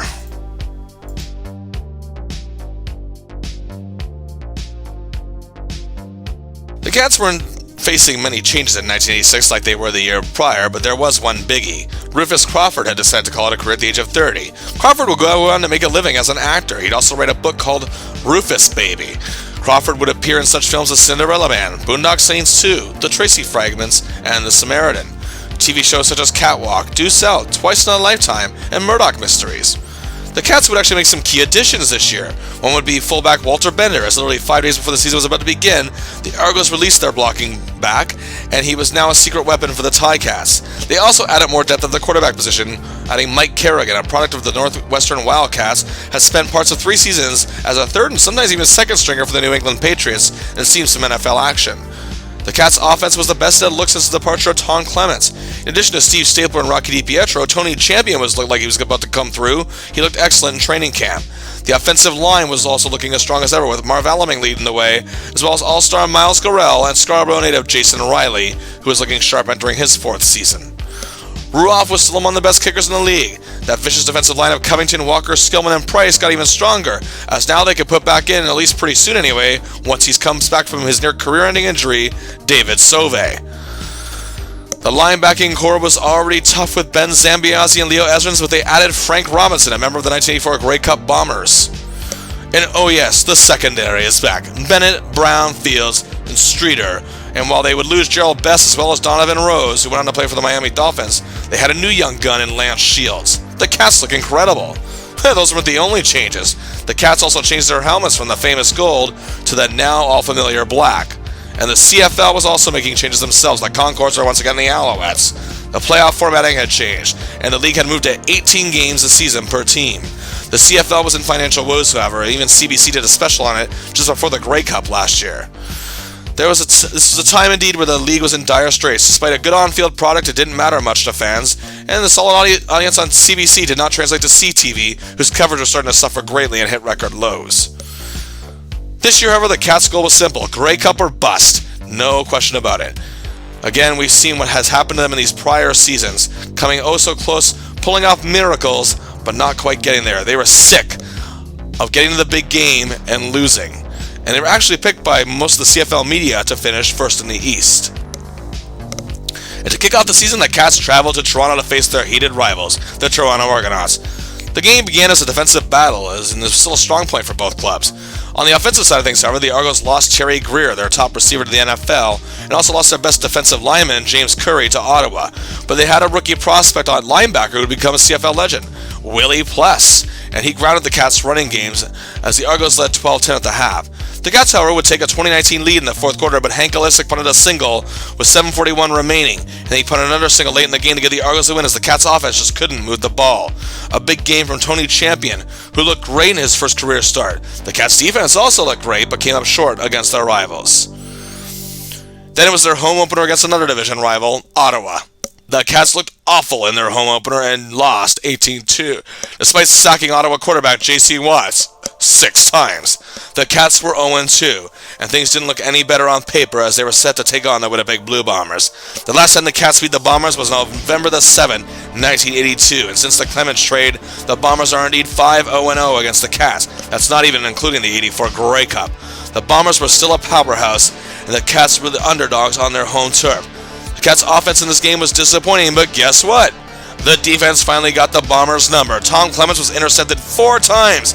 Then veteran backup John Hufnagel was picked up twice. And even third stringer Homer Jordan was picked up late in the game. That's 7 interceptions. The Cats won 28-11, their first win over Winnipeg since the Clements-Brock trade, and they moved to 1-2. Oh, how sweet it is. Streeter had 2 of those interceptions, already giving him 3 on the year. Bennett, Brown, Fields, Shields, and Ezrins all had picks, setting a team record for 7 in a game. They also held Bombers All-Star Willard Reeves and James Murphy at bay. Despite the immense victory, the Cats slid, and despite the offense looking better on paper, Hobart's weakness through the air was exposed heavily. However, the loss against Calgary wasn't really his fault. Steve Stapler caught a great pass and fell out of bounds with 1 second to play, but the clock kept ticking. The game ended and Coach Al Bruno nearly had a heart attack arguing with the referee, as the clock clearly showed that 1 second remained as Ralph could kick a field goal for the win. Sorry, Al. What little money the CFL is making is going out west. The Cats fall to 1-3. A Grey Cup rematch at home, so the Cats pulverized Roy DeWalt early on, but Keevan Jenkins had 2 touchdowns, and Tim Cowan, the backup, got the Lions the win. Hobart was abysmal. The Cats fall to 1-4. We see Mike Kerrigan in action in this game for the first time. The Cats' success against Winnipeg, however, wasn't translating on the road, and the Bombers led 29-16 after 3 quarters. But Kerrigan looked great. Over 60% of his passes completed. 1 to Steve Stapler. 1 to Rocky DiPietro were touchdowns, but the comeback bid fell short as the Cats lose 36-30. Another bad start for the Cats. Dead last. Nothing new, of course, but disappointing when the offense was supposed to be the most improved in the league. And the strange thing is that the weakest point of the Cats' offense all these years, their offensive line was actually their biggest improvement. The Cats weren't getting sacked all that much. Kerrigan got the call for the Cats in a game against Saskatchewan once again, a team that hadn't made the playoffs since 1976. But the Riders were slightly better this year than the Cats at 3-4. The game is tied 20-20 with under a minute to play. Bernie Ruff nailed a 28-yard field goal to give them the lead. However, 2 great plays from Riders quarterbacks got them in field goal range, but Dave Ridgway, one of the best clutch kickers in CFL history, sailed a 47-yard field goal attempt wide with 17 seconds to play. They concede the single. The Cats win 23-21. Back on track. Kerrigan is coming to life as a quarterback. Next up for the Cats were back-to-back games against division rivals Montreal. The Owls were having major issues as well, and like the Cats, had an excellent defense but inconsistent offense with some great talents. The Owls, who were even in a bigger money pit than the Cats at the time, would host the first game.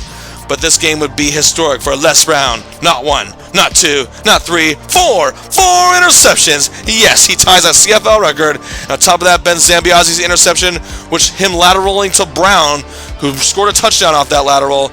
It's a historic night and a tight 28-23 win for the Cats, who moved into second place. The Cats then dominated the Owls on Labor Day at home 42-7. The best the offense has looked all year. Walter Bender had 3 touchdowns and ran for 88 yards. And Mike Kerrigan threw for over 300 yards and tossed 2 touchdowns. The Cats have won 3 in a row and have moved to 4-5-0. It looked like Kerrigan was going to be their guy in a battle against their heated rivals Toronto on the road, who are back on top of the East after their rough 1985 at 6-3. The Cats at this point, however, were still looking like their only threat.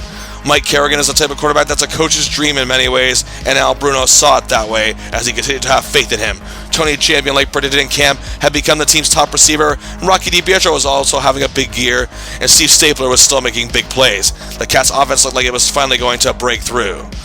The Cats looked great against the Argos at first. They were up 17-0 at the half and looked to be all aces going forward. But after Conrad Holloway was taken out of the game, yes, J.C. Watts, who was recently released from Ottawa, who, due to the leading, of course, the Riders' playoff upsets, as I mentioned earlier, over the Cats in 82 and 83, was dubbed the Cat Killer and has had much success against the Ticats in his career. And indeed, he did just that. He led the Argos on a comeback trail and helped them squeak out a 25-23 win. The Cats fall to 4-6-0. The Argos moved to 7-3. Things, however, got worse for the Ticats. Bernie Ruoff, who had become a hero to the city in his 7 seasons in Hamilton, went down with a terrible leg injury and would miss the rest of the season. The Cats had no choice but to call on a rookie who had spent his entire season substituting for all-star injured kickers, Paul Osbaldiston out of British Columbia. He was drafted by the BC Lions and played just 3 games subbing for injured Louis Pasaglia. He was then dropped by the Lions but picked up by Winnipeg, so he could sub for Trevor Kennard. When he got hurt, he would play 5 games, and he was a very good, efficient kicker, but was sadly having trouble with his numbers as a punter. That wasn't an issue in Winnipeg, mind you, because they still had Bob Cameron. But the man who would become belovedly known as Ozzy was now a Ticat. He would make his debut on September 14th in a very important game against the Saskatchewan Roughriders on that road. The Ticats seemed to be Dave Ridgway's kryptonite this season. He had 2 chances to win it for the Riders and failed both times. In the final overtime, the Cats were down 21-18. The rookie kicker made an immediate impact and did so with a 51-yarder to give the Cats the point and the tie. The Cats secondary made the night a living hell for the much-improved Calgary Stampeders team, as the league's leading passer Rick Johnson and receivers Emmanuel Tolbert and Larry Willis just couldn't take the onslaught. The Cats won 20-15 at home. And they traveled to Ottawa to face the hopeless Riders, as Ozzy kicked 5 field goals and Tony Champion had a huge night as well. The Cats win 31-11. The Cats are now 6-1, and just 1 point behind the Toronto Argonauts, who has now dropped 3 losses in a row. And a huge game coming out against a team, as I mentioned last season, they hadn't beaten since 1977, the Edmonton Eskimos. The Eskimos are one of the best teams in the league and look poised to return to championship glory, but this time the Cats were ready for this bunch. The Cats' defense was just obliterating Matt Dunnigan and Damon Allen at quarterback. Kerrigan was playing excellently, and again Tony Champion was putting on a show, and the Cats led 23-17 late in the fourth quarter. Sadly, however, with under a minute to go, Damon Allen found Brian Kelly in the end zone from 25 yards out to give the Eskies a 1-point lead. Their defense held the Cats at bay, and they were unable to get the field goal range and would lose 24-23, a big heartbreaker. The Cats were dominated by Edmonton on the road in the next game, 28-9, and fell to 6-8-1. The Argos, however, struggling at this point, the Cats still had their eyes on winning first in the East with 3 games remaining. Going into BC, it was not looking as bad as you might think. The Lions, who looked poised to repeat as Grey Cup champions, who were 9-2 at some point this season, had fallen to 9-5. The Cats may not have much luck beating the Lions in recent history as well, as their last win over them was in 1982 to boot. However, the Ticats put the hurt on Roy DeWald, yet again, as they seem to do quite often. Well, down 14-10 in the third quarter, Mike Kerrigan finds Rocky DiPietro for the big score from 12 yards out. Ozzy adds a field goal. It's 20-14. The Cats defense plays up brilliant for this. Mike Walker, who's having a career year, is unstoppable with 3 sacks. A 23-17 win over the Lions. And again, their last win over the Lions before this was October 24th, 1982. They've broken Western losing slumps to BC and Winnipeg this season, but still couldn't seem to solve Edmonton. And now the Cats have another shot at their division rivals. First place in their sights, the Argos may not have had a good second half this season, but were determined to beat the Cats on this night. Kerrigan struggled in the first half. Enter Ken Hobart, last year's breakout star and CFL's most outstanding player finalist. Hadn't seen much action since he struggled early in the year, and he shined as the teams were deadlocked at 10. And Hobart engineered 2 big scoring drives, and the Cats were finally able to solve their biggest adversaries after losing 2 games to them this year, 2010, winning at home. The Cats then had a bye week, but in that week, the Argos were able to scrape by the Alouettes. Both teams were going to the playoffs regardless, but due to the fact that, yes, the East is still weak, they'd be the only 2 teams making it. There was no crossover rule quite yet, but it still meant that the 4th place team in the West was better than the 3rd in the East, and that meant there'd be 2 Western semifinal games. Try to figure that one out. Anyway, this means the Cats and Argos will engage in a 2-game series, where the combined scores of both games to see who the winner is. A format the CFL actually used many years back. The first game would be on the field of the 2nd place team, and while the last game, the 1st place team, of course, would get home field advantage in the final game. Both teams are respectively facing their lowly division rivals. On Friday, November the 7th, the Cats would face the Ottawa Rough Riders, who they lost to early in the season but dominated in their last outing. Well, that rookie kicker who was becoming quite popular with Hamilton fans, Ozzy, sadly missed a big field goal in the 4th quarter, facing an Ottawa team who came in with nothing to lose. Ozzy, however, came up in the clutch. The Cats were down 19-17 with 16 seconds to play. Ozzy splits the uprights with a 36-yarder. The Cats are in first. At least they were for another couple days. In what would be the last CFL game played in Montreal for 10 years, the Argos destroyed the Alouettes 37-16 to take first place for the season and 4th time in 5 seasons. Statistically, this is the best the Cats have looked offensively since 1982, as Mike Kerrigan, whose tireless efforts and fight to win led him to finish 5th in the CFL in completions.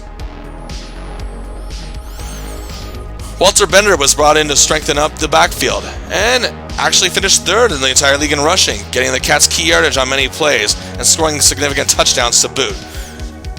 And despite his demotion, Ken Hobart, who you don't see on the list, finished just 1 yard shy of Matt Dunnigan out of the top 5. For the first time since 1982, the Cats have 2 1,000-yard receivers. Tony Champion lived out this promise, finishing 6th in the CFL with just over 1,200 yards in receiving, while Rocky DiPietro, who in 1982 shared a 1,000-yard milestone with Keith Baker, finished 9th in the league in yardage and was 4th in receptions. And to the surprise of nobody on the defensive side of things, the Cats were very well represented.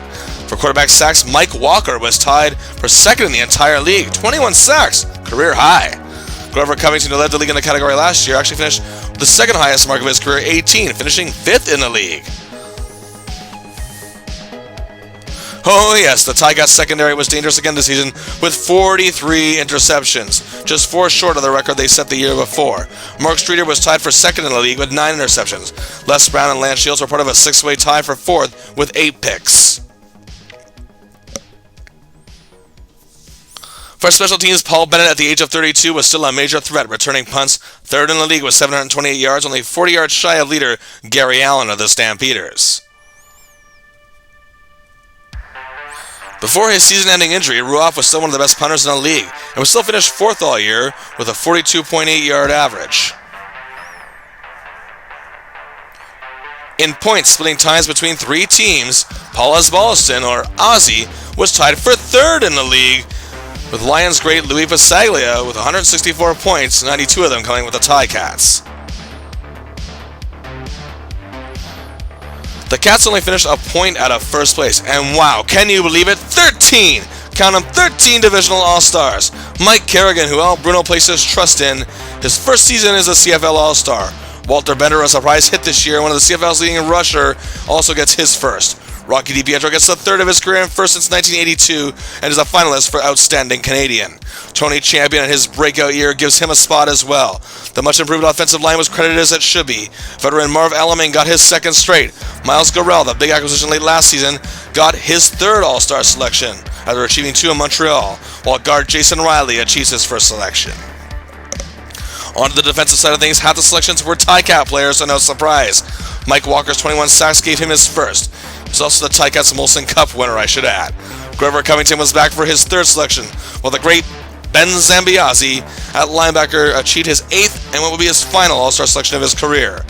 Veteran linebacker Leo Ezrins finally achieved his first selection after being called underrated for many years. And yes, the Ticats secondary. Les Brown achieved another selection while Mark Streeter obtained his first. Unfortunately, the CFL feels the need to remind everyone the West is the best. Out of an entire 13, only 4 make the All-Canadian squad. Rocky DiPietro is the only one on offense, but at least achieves his first All-Canadian All-Star berth. Yet the Ticats had a finalist for Outstanding Offensive Lineman. Lionel Garrell is not even there. Brett Williams had the same amount of sacks as Mike Walker, who had an incredible year. He was selected, yet Walker had Harold Hellman chose over him, because Calgary was the feel-good story of the year. Hey, Hellman was great, but this was the wrong choice. Grover got his second straight selection, as did Les Brown, and kudos to Mark Streeter for getting his due. The divisional selections were only just 2 short of the team record 15 set in 1981, and the 4 All-Canadian selections are just 1 less than the year before, and the second best input in the decade so far. But the Cats had bigger fish to fry once again, or in this case, bigger boats to sink as they began their 2-game Eastern Final Series against the Argos. After the disastrous last season, the Argos made many changes, and they were pretty much forced to.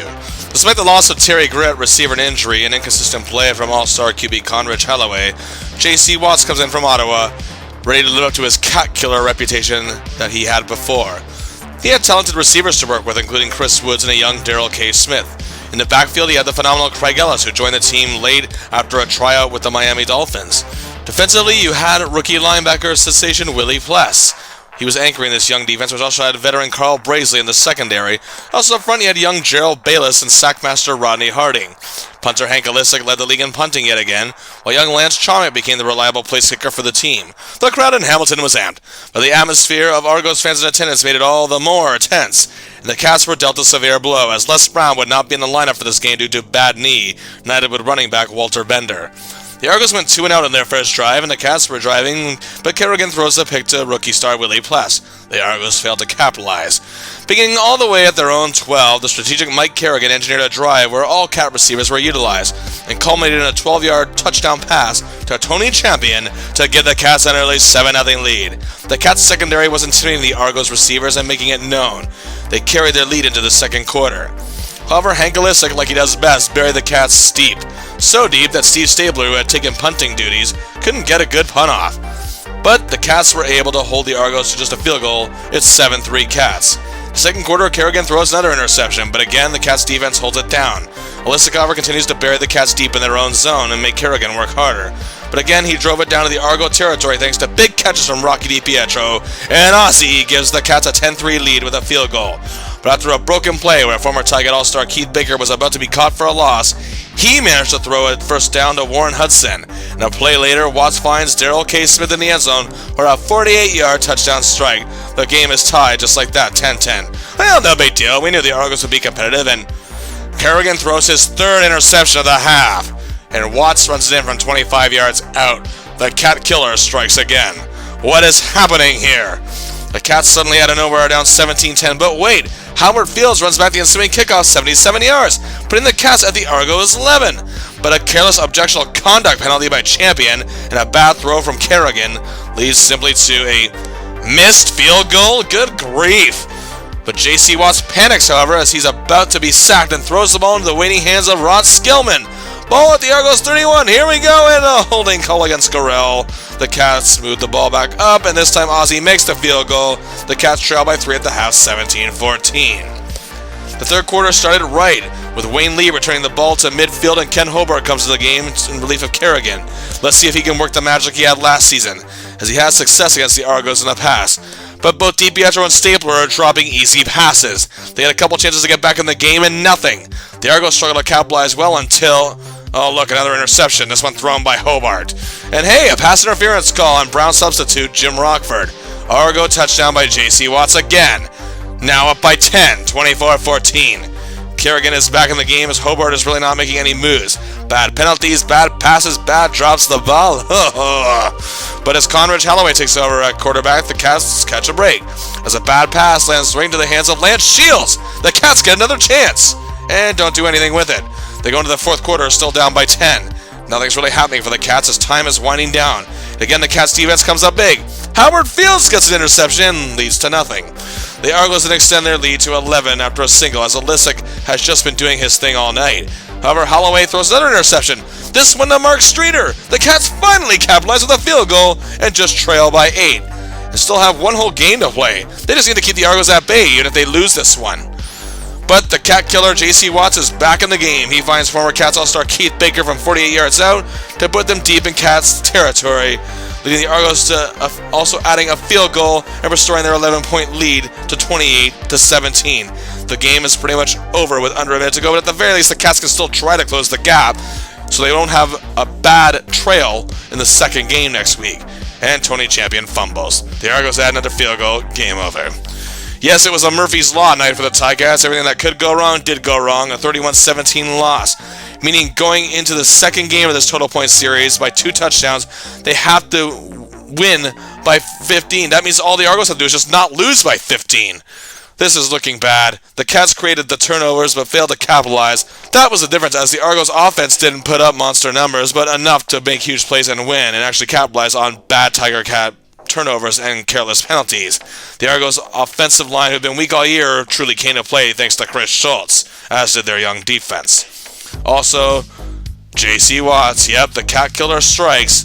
A former 3-time All-Star Ticat Keith Baker made them pay. The dream once again looks dead. As Mike Kerrigan spoke to the CFL sports media in the week leading up to the second game, he promised that his performance would be a million times better. I sure as hell hope so. But anyway, we now head to Toronto for game number 2. The Argos lead by 14 before the opening kickoff, but great news for the Cats. Walter Bender is back. And hey, so is Les Brown as he returns to the lineup. And then Brown gets injured on the first play of the game on the opening kickoff. His season is over. And the Cats try and start the game hot and fail. The Argos' Chris Woods makes a great punt return and Keith Baker gets a huge touchdown. They trail the game 7-0 and the series 21 points. Not good. The Cats also get a scare when Mike Walker suffers a minor injury, but he would later return.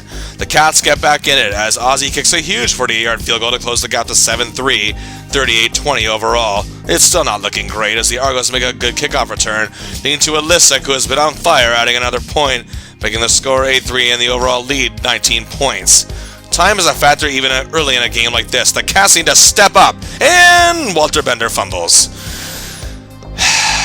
And another Argonaut touchdown, 15-3 and 46-20 overall in the series. I'm sorry, but as talented as the Cats may be, how can they even come back from something like this? Even these Fighting Warriors had their limits, and that's how the first quarter ends. Things get worse. A roughing the kicker penalty thanks to great acting from Hank Olisic. The Cats' defense cost the Argos yardage and get another chance, and they can make something happen. A smart drive from Kerrigan actually leads to a 9-yard touchdown strike at the back of the end zone to Steve Stapler. The Cats close the gap to 15-10 in the game and 19 points for the overall deficit. But then a botch snapped on a punt attempt from Hank Olisic made him recover the ball, and he lost his temper, resulting in a penalty, giving the Cats the ball on the Argos 6. 2 plays later, Kerrigan finds Walter Bender at the corner. The Cats take the lead in the game, 17-15, and the gap has been closed overall to 46-34. The Cats are within 12. The Argos missed a field goal, and Bennett managed to run it out as the Cats weren't risking giving any points. And Olisic would later shank an easy single point as the ghost of 1984 seemed to be coming back to haunt him. And with time running down in the half, Kerrigan engineers a brilliant drive, leading to Walter Bender fighting for a 3-yard touchdown plunge. The Cats lead this game 24-15 and now only trail by 5 on the overall score, 46-41 at halftime. A miracle could be upon us? But the Argos go up by 8 when Chomik hits a big field goal on their first drive of the third quarter.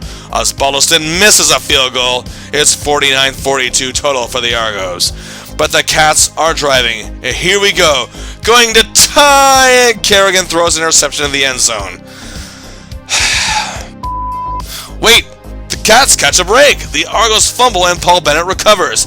But on a huge third down and nearly 2-yard gamble, Ken Hobart comes to the game and gets to be a hero, getting the first down. A couple plays later, he comes back in with a 1-yard plunge. The Ticats are winning this game 32-18. The series is tied 49-49. And can you get any more thrilling than this? That's how the third quarter ends.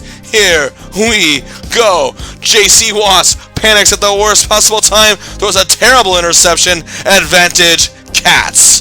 They make a field goal, and for the first time in the second quarter of the first game, they have the lead, 52-49 in this game, 35-18. But the Argos come back as Howard Fields is briefly injured, and due to injuries to defensive backs all game, they put Walter Bender out there and, of course, expose him. Yes, in plural this time, the Cat Killers, Watts and Baker connect on a 9-yard pass, and Baker, like a chump, spikes the ball at Paul Bennett. No penalty. Bennett retaliates and gets a penalty. The Argos lead 56-52 overall, only a half a quarter of football to play. The Argos just need to hang on tightly and they'll be back in the big game. But Kerrigan gets the ball moving and the clock is ticking down. He's being very smart with the ball and not taking any huge risks, but sees his openings. Walter Bender is making big runs while Steve Stapler and Rocky DiPietro are making big catches. Could it happen? Kerrigan can't make a mistake here. He makes a surprising 9-yard scramble. Hobart comes in and gets them the first down as well. Second and goal, however. 1:42 to go. Kerrigan hits Ron Ingram. Touchdown! Touchdown! Touchdown! The Cats lead the series 59-56. But hold on. The Argos still get a possession. After getting a fresh set of downs, Lance Shields makes a huge play, knocking down a pass attempt. Oh man, second down. Watts incomplete to Pearson. This is it. 3rd and 10. This will be the season right here. Will the miracle be complete, or will the Cat Killer maul them again? He throws complete to Miller, but short of the first down. But sadly, the Cats can't get a first down on their next drive, meaning the Argos have another chance. Oh no. But like a cat chasing his tail, J.C. Watts eats up a lot of time. The Argos haven't yet made it into Ticat territory. But Watts hits a long Hail Mary pass! Knocked away by Lance Shields! But oh no, here we go. Hail Mary! No seconds to play! It's caught. But nowhere near the end zone! The Cats win! The Cats win! The miracle of the QEW is complete! Mike Kerrigan, you magnificent man, you! Oh, the Cat Killer is dead! Sorry about your luck, J.C. Watts. Keith Baker, we hardly knew ye. To this day in Hamilton, Mike Kerrigan's name is revered simply because of this very game. He set a playoff record at the time that has only been passed once since. 35 completions. He played the game of his life, living up to his pre-game promise. And now for the third straight year, the Cats find themselves in the big game.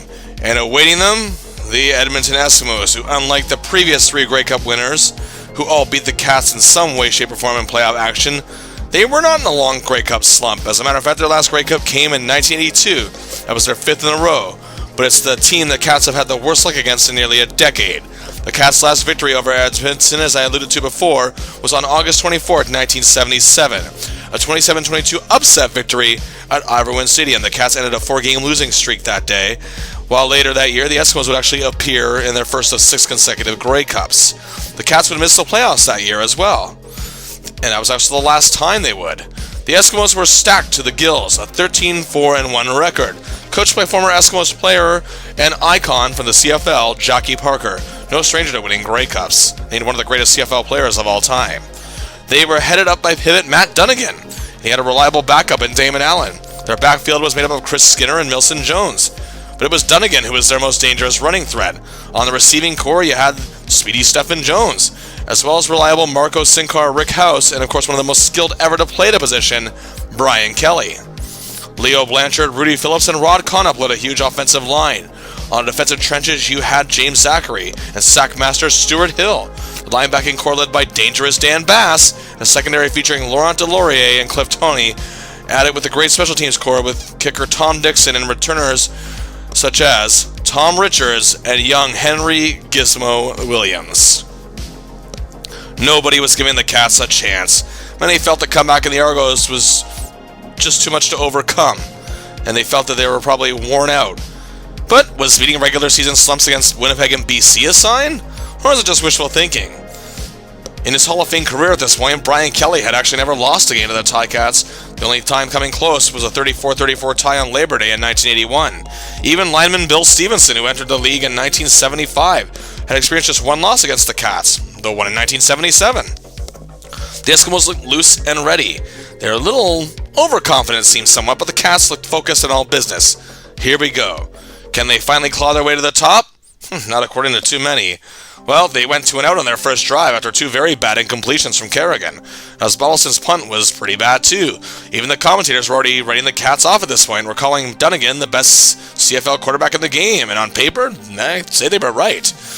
On the first snap, Covington jars Dunnigan, causing a fumble. Ezrins picks it up. The Cats regain the ball. And on the first play of the drive, a double pump fake. Kerrigan finds Steve Stapler in the end zone. 1:35 into the game. 7-0 Cats. But wait. We remember what happened in the last 2 Grey Cups. Also, we got out to a big start in Winnipeg too, didn't we? We had to play conservatively, Cats. Come on. But the Cats defense held Edmonton back. The Cats went 2-out on another drive, but then after Dunnigan completed a nice pass to Chris Skinner, the Zambiazzi strips him of the ball and recovers the fumble. The Cats have it back around midfield, but can't capitalize. However, neither could the Eskimos. The Cats already had 3 sacks on Dunnigan and were forced to punt, but shockingly, Mark Streeter blocks Tom Dixon's punt, which is near the goal line, and Jim Rockford, the man tasked with replacing Les Brown, recovers the ball in the end zone. The Cats now lead 14-0. Wait, hold on. We led Winnipeg by that much too, so let's not count our eggs before they hatch. Okay, let's be safe here. But then Kerrigan completed a 43-yard pass to Stabler. The Cats were driving again, but they had to settle for Ozzy's 39-yard field goal. That's okay. 17-0. Okay, well, maybe we have something here. But Bender is getting hurt, however, and he would later leave the game. And Kerrigan throws a very bad interception. Oh, this can't be happening. Not again. Wait. Ezrins nails Dunnigan, fumbles. Zambiazzi, oh, there he is again, recovers. And Kerrigan throws another pick. But then Dunnigan throws a pick to Lance Shields. Alrighty then. But it still remains 17-0 as we're now in the second quarter. After Dunnigan suffers a minor injury, Damon Allen comes in and is intercepted by Howard Fields. 6 turnovers already. And Ozzy kicks another field goal. It's 20-0. This is a sweet dream. Don't wake me up. A great 34-yard strike to Tony Champion sets up a 26-yard field goal from Ozzy. 23-0. Then Dunnigan fumbles again after getting sacked by Covington. Walker recovers it. Ozzy hits another field goal as Kerrigan may not be passing well at times, but who cares? The Cats lead 26-0. Then after another long pass to Steve Stapler, Ozzy is 5 for 5 on field goals. 29-0 for the Cats at halftime. In the third quarter, Edmonton looks dead in the water. Kerrigan engineers a smart drive and hits Ron Ingram from 44 yards out. The clutch receiver strikes again. 36-0 Ticats. The joy across the household Grey Cup parties in Hamilton, the numerous taverns and bars televising the game are feeling something they had never felt in the last 2 seasons. Grey Cup jubilation. Well, Edmonton looked like they were finally driving to score, but were stuffed inside the red zone and turned the ball over on downs. The Eskimos, however, blocked a punt and had another chance to get... You know what? Who the hell cares about Edmonton? To hell with them. Yeah, okay. They got a couple of touchdowns, yada, yada, yada, 2-point convert. But Edmonton quarterbacks are still decimated by the Cats. Covington gets his 4th sack of the game. Osbaldiston then, with just less than a minute to play, ties a CFL record. 6 field goals in the Grey Cup. Oh, yes. 39-31. 15 Tiger Cats. A journey that began with a questionable trade and a late-season coaching change in 1983 has culminated in Grey Cup glory. They pull out one of the biggest upsets in Grey Cup history, one of the greatest performances for a defense in Grey Cup history as well. Truly a moment etched in the memories of the working-class community of Hamilton, Ontario. The celebration in the streets of Hamilton was truly something to behold. The loyal Cats fans who were still there were greatly rewarded. The Cats did indeed, and oh yes, this is a pun, scratched and clawed their way to this moment. How good it must have felt for longtime Tiger Cats Rocky DiPietro and Ben Zambiazzi, who both joined the Cats in 1978. 9 seasons with this club, playing in their 4th Grey Cup game, finally get the win. This is what they've been working for this whole time.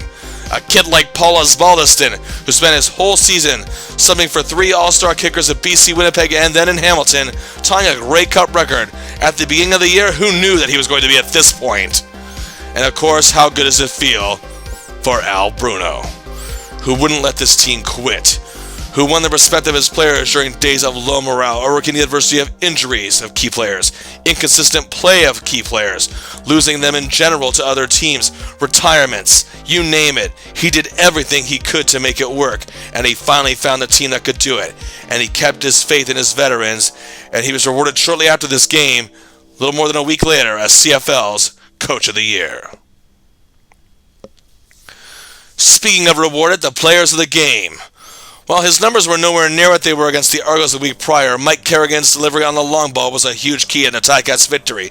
He was named Offensive MVP for this Grey Cup. Some say it should have gone to Steve Stapler, and that's a very valid argument, which I actually agree with. But Kerrigan was still a leader out there, and still his rewarding is well-deserved. And he proved his worth, and Bruno's faith in him was paid off after that bad 1-5 start in naming him the starting QB over Hobart. It was a risk. But the cliche goes, and it's true at this point, with great risk comes great rewards. For the defensive MVP, you could have picked just about anyone. For a core that had 10 sacks and 10 turnovers, and created frustration all night for the Eskimos, Fields, Shields, and Streeter were fantastic with their pass covering. Ben Zambiazzi perhaps played the game of his career, as did Leo Ezrins. Dave Sauve had a comeback story complete, but it was Grover Covington, with his 4 sacks and also a recovered fumble on the evening, that give him this award. Joining Hamilton in 1981, this was what their entire defensive line was built on, his hustle and his drive. Grover was humble with his award win, he's more or less representing the entire defense that played magnificently. And finally, the Canadian player of the game. This one is a no-brainer. It goes to rookie kicker Paul Osbaldiston, who has bounced around the league all season replacing all-star kickers, as I mentioned, and had to replace another one. He stepped up in the clutch for the Cats on many occasions joining the team, and then goes on to tie Don Sweet's Grey Cup record of 6 field goals in 1977. The man, benevolently known as Ozzy, got to do it in his home province of British Columbia to boot, in the stadium where he began his career earlier that season. Way to go, Ozzy. On this Ticat team, 7 players have gone on to be inducted into the Canadian Football Hall of Fame. The first was Rocky DiPietro, who spent the rest of his career in Hamilton before retiring after the 1991 season. At the time of his retirement, he was the CFL's all-time receptions leader. He'd become an All-Star one more time in 1989, where he won his second and final Outstanding Canadian Award. He was inducted into the Hall of Fame in 1997. The next was Grover Covington, who also spent the rest of his career with the Ticats and also retired in 1991. He was an All-Star 4 more times in his career and won the CFL's Outstanding Defensive Player in 1988. And he retired as the CFL's all-time quarterback sack leader with 157, and to this day is still a CFL record. He was inducted into the Hall of Fame in 2000. Then there was Les Brown, who was acrimoniously dropped by the Cats in 1988. He would go on to be an All-Star 4 more times in his career, during stops in Winnipeg where he'd win another Grey Cup, a brief 1-year stint in Ottawa, and finishing his career with 2 seasons with the BC Lions, winning another Grey Cup in his final season, retired as the CFL's all-time interception leader and still holds that record to this day with 87. He was inducted into the Hall of Fame in 2002. That very same year, Brown's fellow defensive back and somewhat of a mentor, you could say, Paul Bennett, was also inducted. Bennett only played 1 more season in the CFL, and it was with the Ticats, retiring after the 1987 season. When he retired, he was among some of the all-time interception leaders, as one of the all-time leaders in punt return yards as well. In 2004, it was Ben Zambiazzi's turn to be inducted. And it's too bad the CFL only started keeping a record of tackles in 1987, because you'd have to believe that Ben would be one of the all-time leaders in that category to this day. The 1987 season saw Ben suffer numerous injuries. He was let go by the Ticats after 10 seasons. He spent the 1980 seasons as part of the Argos, but didn't see all that much playing time and retired after that season ended. Offensive lineman Miles Gorell, who Al Bruno took a chance on after Montreal thought he was finished, played with the Cats until the end of the 1991 season, was an All-Star twice more, and was again runner-up for Outstanding Offensive Lineman in 1989. He would spend 4 seasons in Winnipeg playing in 2 more Grey Cups, but couldn't get that other ring. He returned to the Cats in 1996, where he finished his career retiring after that season. He was inducted into the Hall of Fame in 2013. And most recently, Mike Walker, the tough defensive lineman, the man with a smiling gold tooth, who is part of the most dangerous core of his time. He would be an All-Star for the next 3 seasons, but left the Cats after the 1989 season. He'd played 2 seasons in Edmonton and got to play in 1 more Grey Cup, the 5th of his career in a losing cause, however. He retired after the 1991 season with 95.5 sacks and was inducted in 2021. And there's some players that Ticat fans feel should be in there, myself included, including both kickers. Bernie Ruoff returned to his role as starting kicker in 1987 and was still in fine form, but then they decided to go with the younger Russ Ballard, and Ruoff ended up in a backup role in BC in 1988 and retired. He was 3rd all-time in kicking points when he retired, and was noted as one of the best clutch kickers in CFL history. The league tends to overlook kickers, sadly, but Bernie was well beloved by Cat fans, and a 6-time All-Star, and he should get recognition. Osbaldiston, Paul Osbaldiston, or Ozzy, as he had again become affectionately known as among Ticats fans, became an icon in the city of Hamilton and stayed with the team all the way till his retirement in 2003. At the time of his retirement, he was 2nd all-time in kicking and scoring, and to this day is actually still 4th. He was an All-Star 7 times in his career to boot, and also proved to be a great clutch kicker in key situations. He'd also play in 3 more Grey Cups, winning 1 more in 1999, as the only player left from the 1986 team at that time. And then there's Howard Fields, whose career was only 9 seasons, but again, many players with short CFL careers have been inducted into the Hall of Fame. He was an All-Star twice more with the Cats before finishing his career with 1 season in Calgary in 1989. Well, hey, you know what? Fields may not have racked up interceptions like Brown or Bennett, but he was regarded as some experts by one of the best cover men in his time in the 1980s, and he retired a 5-time All-Star. Hopefully one day at least one, but I hope all will get the call to the Hall. And what about where this all started, that huge controversial trade of the 2 quarterbacks? Well, Tom Clements finished his career with the Winnipeg Blue Bombers after the 1987 season, and went out at the best of his game as the CFL's most outstanding player that year, just before he announced his retirement. He was inducted into the Hall of Fame in 1992. He now has a law degree and has gone on to be prominent in NFL coaching staffs. He had stints in Arizona, Buffalo, New Orleans, and Kansas City, but most of his time in coaching in the NFL has been a quarterbacks coach and offensive coordinator for the Green Bay Packers, and he got himself a Super Bowl ring as the quarterback coach mentoring Aaron Rodgers at Super Bowl 45. He left the Packers in 2016, and after his 2 seasons stint in Arizona, which ended in 2020, he retired, but it was just recently announced as of this video that he'll be part of the Packers coaching staff again as a quarterback coach this coming 2022 season. As for Dieter Brock, I mentioned earlier, he played 1 NFL season with the Rams, did pretty well, but then retired. He was inducted into the Hall of Fame in 1995, where at the time he was the Ticats offensive coordinator. Brock would spend over a decade in different coaching positions in the CFL as well as college ball, including a 5-season run for Tusculum as their offensive coordinator, but he hasn't been involved in football much since 2006. We hope you enjoyed this extensive look at the Hamilton Ticats clawing up prominence. What other CFL-themed content would you like to see us cover? Leave a comment, suggestion below, and please like, subscribe, and share. Until next time, I'll see ya.